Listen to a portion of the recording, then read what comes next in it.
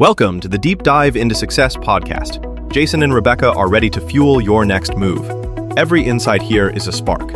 Ignite change. Seize the moment. Take action today and shape your tomorrow. Check us out by listening.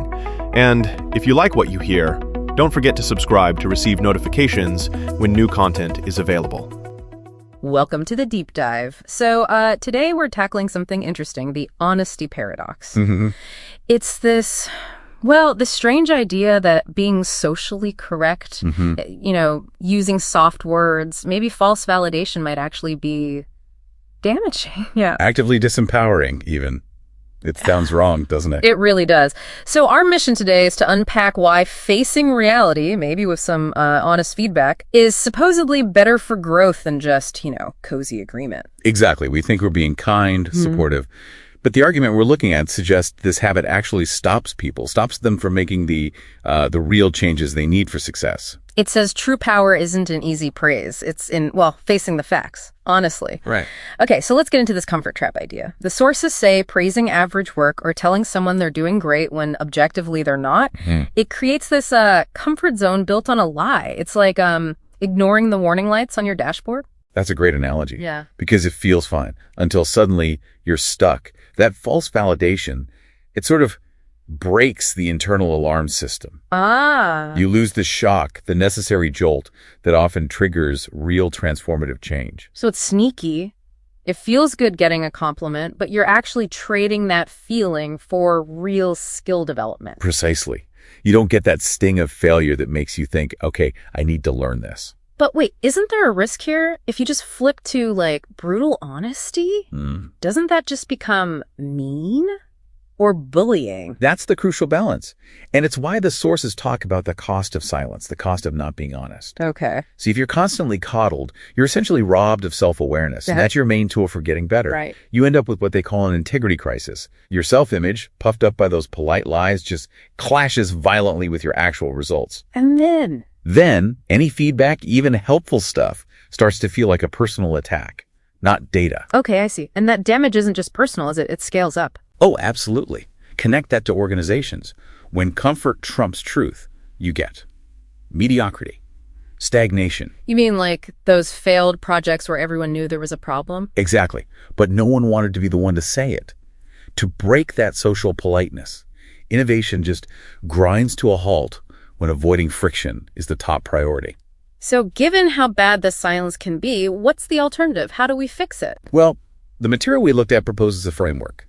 It's built on 5 core values, centered on the idea that honesty, done right, is actually the highest form of respect. Okay, 5 pillars. What are they? Honesty, integrity, reliability, accountability, and commitment. Honesty and integrity. How do they work together? Honesty is the truth, but integrity. Integrity is the why. It's about making sure the feedback comes from a genuine place of care.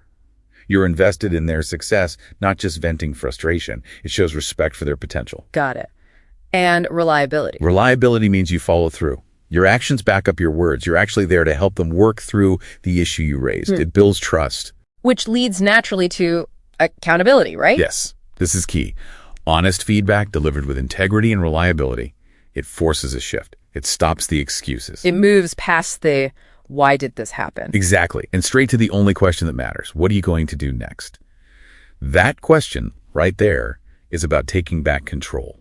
It's the path to self-improvement.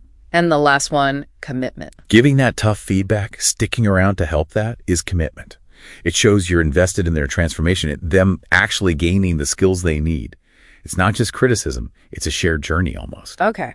So wrapping up, it really comes down to a choice, doesn't it? The quick, easy hit of false validation versus the harder one, long-term strength that comes from honest feedback. And the sources are pretty blunt.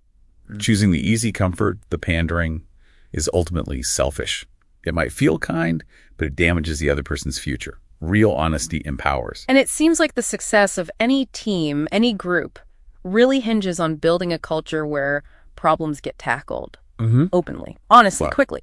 Yeah, and that takes guts from the person giving the truth, and maybe even more from the person hearing it. So for you listening, here's something to think about. Is there a social norm, maybe some unspoken rule about politeness that you're upholding right now? And if you were to express the honest truth instead, could that unlock a huge growth opportunity for someone you work with or someone you know? It's about shifting focus, isn't it? Away from blame towards action. Sure, it's that crucial question, what are you going to do next? Thanks for diving deep with us on this episode of the Deep Dive into Thriving Successfully. We hope you found a quick hack to take action on today. If this episode moved the needle for you, please take 1 second to hit that follow or subscribe button on your favorite podcast platform. It helps us reach more people who want to start thriving. Our content is 100% based on listener requests. We want to cover the topics you struggle with. Drop your episode suggestions in the comments or send us an email directly at deepdive@lfeg.info. And the best way you can help us is to share this episode with a friend or colleague you care about. Let's build a thriving community together. Until the next dive, keep crushing your goals.